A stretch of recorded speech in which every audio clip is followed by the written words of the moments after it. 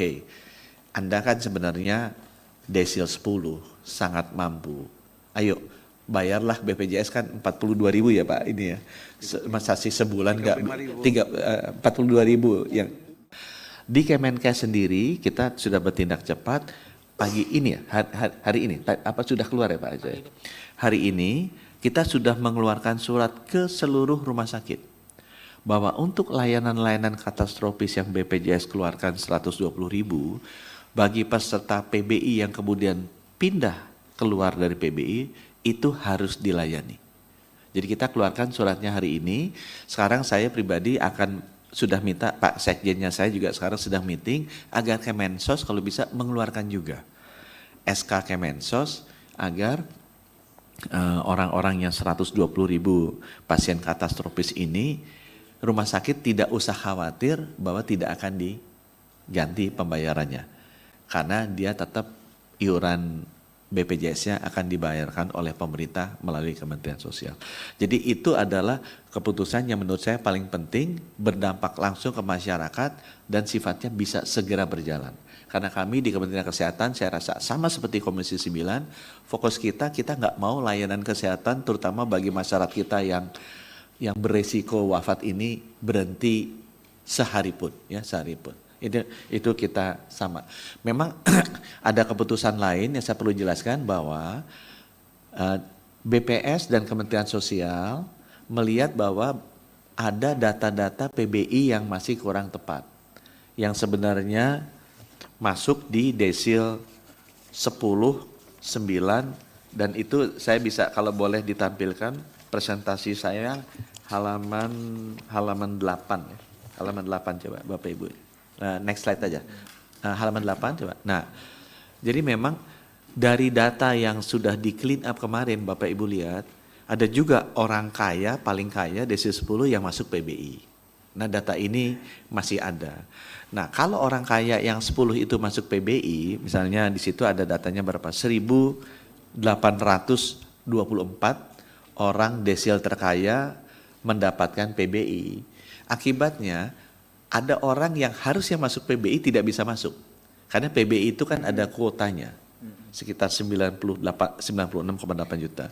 Itu sebabnya kenapa dalam 3 bulan ke depan keputusan yang kedua adalah BPJS, BPS, Biro Pusat Statistik, Kementerian Sosial, dan pemerintah daerah harus melakukan rekonsiliasi data dari 11 juta data PBI yang berpindah. Karena total yang berpindah itu ada 11 juta ya. Yang pindah dari PBI menjadi tidak PBI.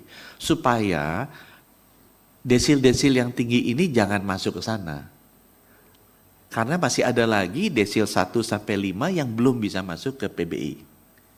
Nah, itu kita akan rapikan. Tapi itu 3 bulan ke depan saja supaya tidak mengganggu khususnya pasien-pasien yang kritis tadi, yang katastrofik tadi. Jadi kalau toh pun ada pasien katastrofik, dia masih di desil 10, desil 9, 3 bulan ke depan dia tetap akan jalan. Tapi dalam 3 bulan ini akan direview dan disosialisasikan oleh BPJS dan Pemda bahwa hey, Anda kan sebenarnya desil 10 sangat mampu. Ayo bayarlah BPJS kan 42.000 ya Pak ini ya. Masa sih sebulan nggak 42.000 yang 7.000 negara. Enggak, itu kan yang PBU kelas 3. Tapi kalau dia mau bayar desil 10 kan harusnya dia juga tidak masuk yang PBU kelas 3 kan. Dia harus bayar full. Masa nggak bisa bayar 42.000 orang desil 10 supaya apa? Supaya porsinya dia bisa diisi oleh teman-teman yang benar-benar tidak mampu. Nah, ini akan dilakukan dalam 3 bulan ke depan dan ini adalah salah satu keputusan dari rapat kemarin. Buat Bapak Ibu dari Komisi 9 yang juga ada duduk di Badan Anggaran, sebenarnya nggak usah terlalu khawatir. Dari 120.000 yang penyakit katastrofis tadi, kalau direaktivasi, kan sebulannya pemerintah hanya keluarkan uang 42.000 kali 120.000, sekitar 5 miliaran lah.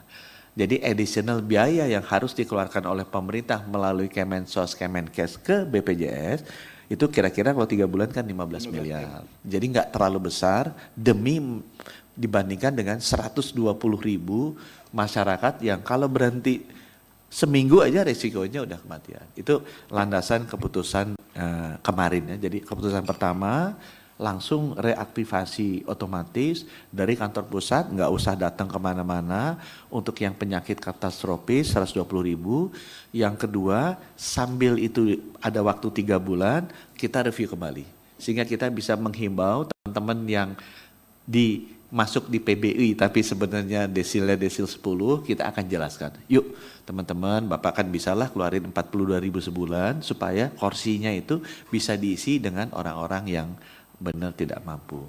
Dan keputusan yang ketiga adalah kita setuju BPJS diberi waktu, karena kadang-kadang tuh SK Kemenkos keluarnya tuh 25 Januari berlaku 1 Februari. BPJS nggak punya waktu untuk menjelaskan. Nah kita minta kalau bisa dikasih waktu 1 bulan. Kalau SK-nya keluar 25 Januari, berlakunya ya 1 Maret lah. Jadi teman-teman BPJS bisa tahu, oh ini ada orang yang pindah desil. Orang yang pindah desil ini perlu dikomunikasi, perlu disosialisasi, mungkin juga bisa salah. Ya kitanya atau pemerintah daerah, Kemenkos bisa salah melihat, nah itu bisa kita reaktivasi kembali. Jadi punya waktu.